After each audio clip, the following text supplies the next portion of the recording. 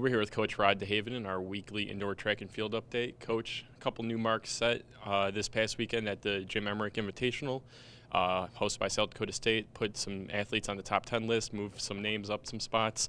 Some takeaways from that meet.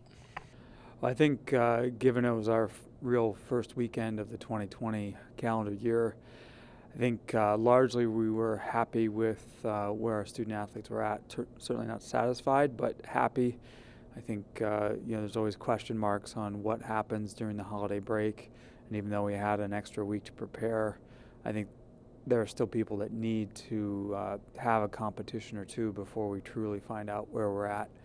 And we again, like I said, we have work to do, but there's some impressive stuff that went down. Certainly, some meet records. Lucas Nelson in the mile, stands out. But you look at an Emmer Stewart in the long jump, breaking 19 feet indoors.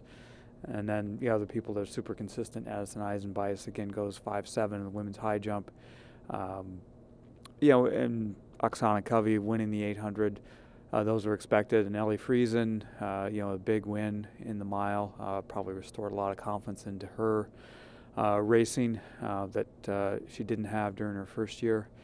And, as always, I'm probably missing some things. You look at a Kobe Hilton who ran well in the 200. We got some great competition there from Iowa Central. And it just, again, it kind of tells us a little bit about where we're at. Again, it feels as though we've got some work to do.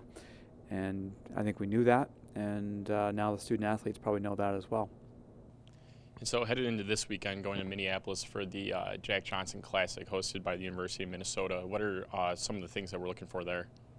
Well, I think for those athletes on the track, exposure to a flat 200-meter track as opposed to our larger, oversized 300-meter track does make a difference, and that's where our conference championship will be held on a 6-lane 200-meter track in Fort Wayne, Indiana. So it gives us, a bit of a feel, particularly for those athletes, maybe in the 200 and 400, and perhaps 800 in terms of how that's going to feel.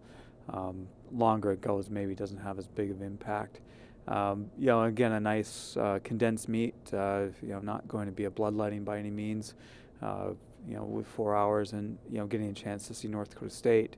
Obviously Minnesota's a great program, and then, again, just, hopefully taking another step forward for those athletes not traveling this weekend, an opportunity to get better, train, and hopefully they take advantage of that. And, probably by the third weekend of 2020, we'll really know where we're at, and if we can start building some momentum to that Summit League Championships, which is, of course, the all-important event for us at the end of February.